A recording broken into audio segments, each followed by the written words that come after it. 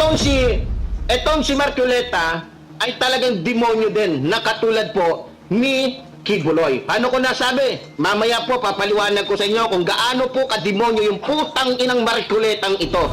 Darating din po ang panahon that these people will be rendered useless at wala nang maniniwala sa kanila until time will come na masasabi ng tao that they are stupid, useless people and they are simply liars.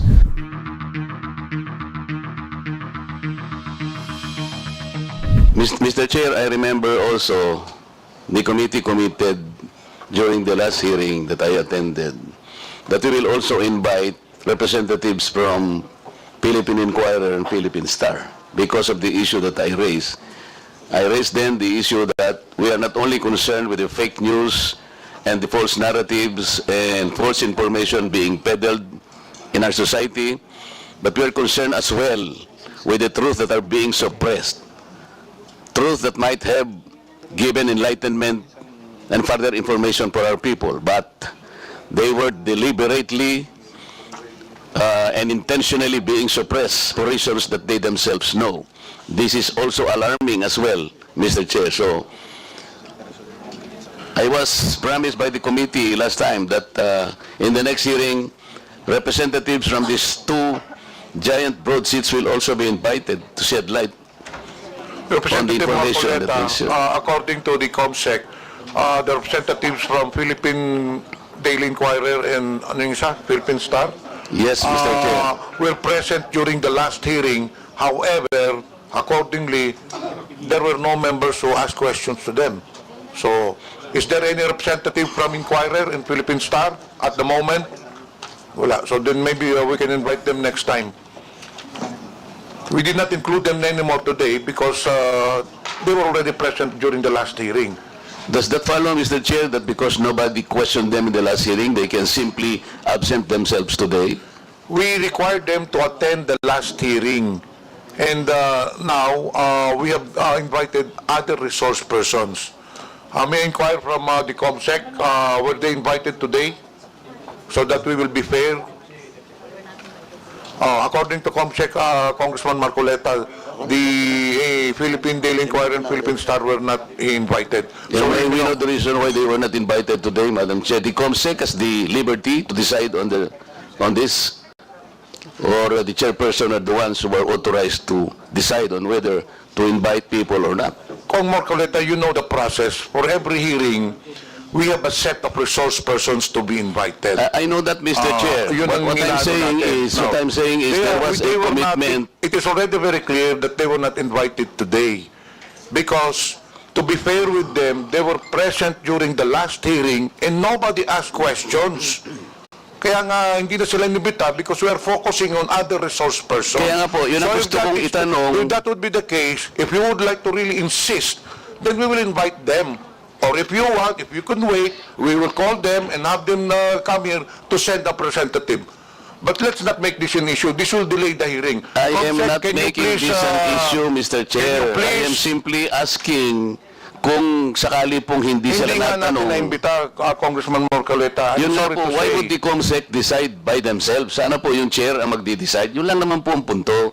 The COMSEC cannot decide on who to invite or who cannot be invited. And chair po ang may prerogative. It was a prerogative of the chairman not to invite them because they were not asked questions already. In fairness to them, they were diligent in attending the previous hearing, but unfortunately, nobody asked them a question. So it would be redundant to ask them to be present here again. So let me now proceed, Mr. Marcoleta, to other matters. May I ask that the short video, Mr. Chair, be shown, because that will provide context already. Okay. In that case, COMSEC, please.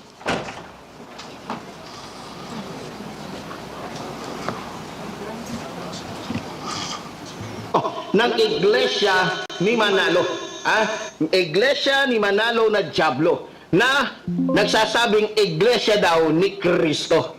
Itong si Marcoleta ay talagang demonyo din na katulad po ni Kibuloy. Ano ko nasabi? Mamaya po papaliwanag ko sa inyo kung gaano po kademonyo yung putang inang Marcoletang ito. itong malaking matang itong diputang ito na masasabi mo talagang jablo rin katulad ni Kibulok? Mr. Chair, yung vlogger na yan, ang pangalan niya sa social media is Epifanio Labrador. Hindi ko po siya kilala.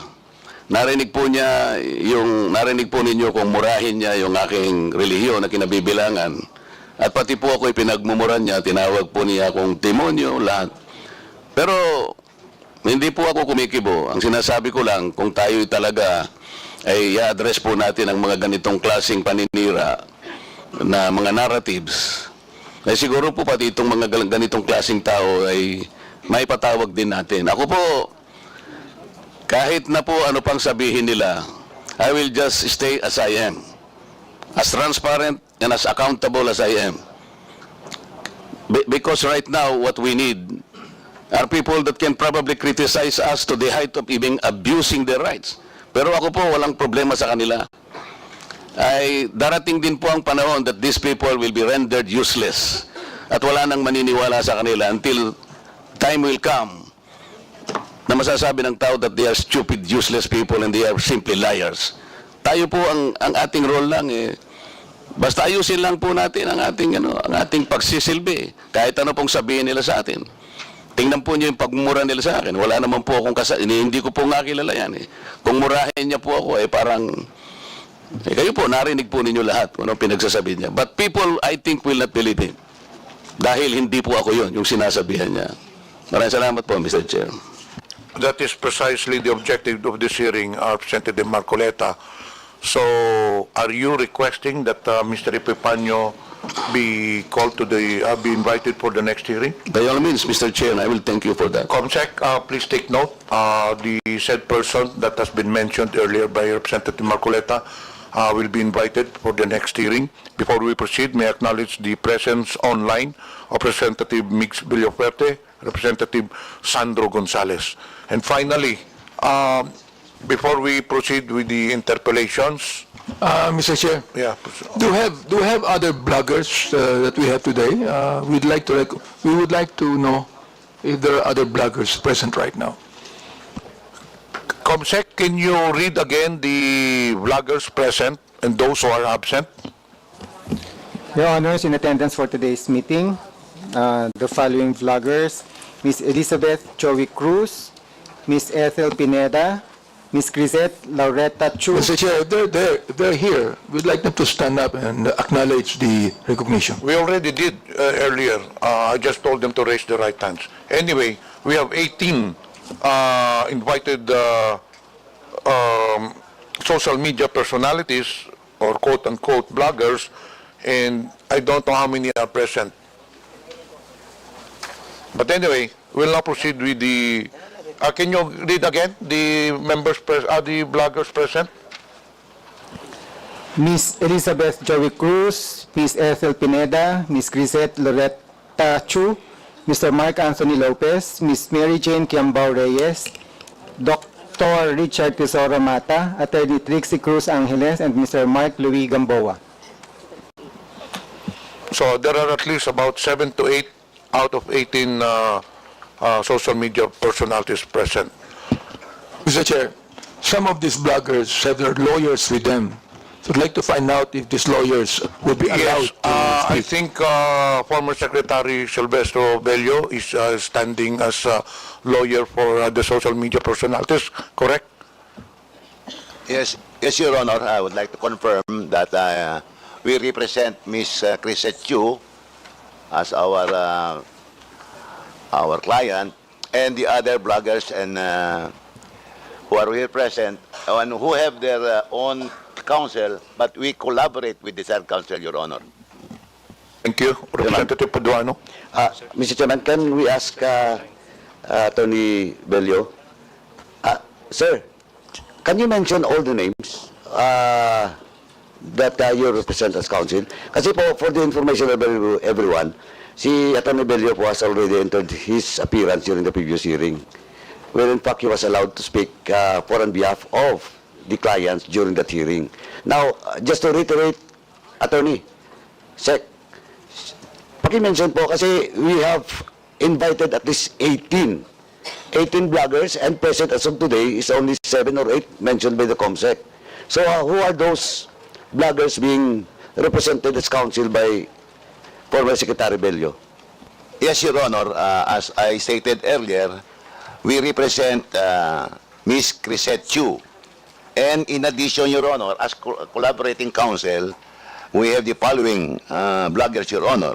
Ms. Mary Jane Reyes, Ms. Trixie Angeles, Ms. Joy Cruz, Ms. Aaron Peña, Mr. Ahmed Paglinawan, Ms. Ethel Pineda Garcia. That's all, Your Honor. Mr. Chair, how many of them are present? Can you count, COMSEC, ilan ang social media personalities na present in your record? Out of 18. Correct. My estimate was 8. Representative Paduano. Thank you, Chairman. Anyway, out of the 8 mentioned by former Secretary Attorney Bello, ilan po yung nandito ngayon? 8. No, the client being represented by Attorney Bello. They are 7, Your Honor. Present 7 this morning. present today. Yes, together with our client, Ms. Crisette Chu. And those absent today, out of 8 ata yung, you mentioned 8 names? In addition to our client on record, Ms. Chu, Your Honor, we are collaborating with the counsel, with their counsel, Attorney Gonzales. They are only 6 present this morning, Your Honor. And who are those absent today? Paki-mention na po yung absent. Para ma-check lang po sa record, doon sa invitation that was sent to them. Kung ano pong status nun. We only represent, Your Honor, those, in collaboration, only those who are present this morning, Your Honor. Only those. Yes, Your Honor. So that's, Mr. Chairman, that's on record that they will only represent those present today. Yes, Your Honor, those present today, only in collaboration with their counsel on record, Your And Honor. Sec, hindi ko po ma-remember if the co-counsel of those bloggers have already entered their appearance during the previous hearing. No. Yun naman. Your Honor, our recollection is only to our counsel, our client on record, Ms. Chu. As to the other bloggers present this morning, we only appear in collaboration with their counsel on record, Your Honor. So, all those counsel for those other bloggers present today, nandito ba? Ano ba? Ano? Okay. Ito si Juan. Si Ethel. Now, I mentioned already Dr. Ethel Pineda and MJ Q. Reyes. And also with Attorney Trixie Angeles, Your Honor. And Ahmed Paglinawan, Your Honor. We mentioned that earlier. I understand there are 7 names you mentioned, but what I'm asking is there a co-counsel for these bloggers na nandito ngayon? Wala, Your Honor. You only represent them? Yes, Your Honor. Wala kaming ano. Only those present this morning ang nire-represent namin only in collaboration with the recorded counsel, Your Honor. Okay, thank you, Mr. Chairman. But anyway, Chairman, just for the record, with regards to all those invitees and those also, and those resource persons that was issued a show cause and subpoena, we'll discuss it later, Mr. Chairman, for the status of all those resource persons that was issued show cause orders and subpoena. Thank you, Mr. Chairman.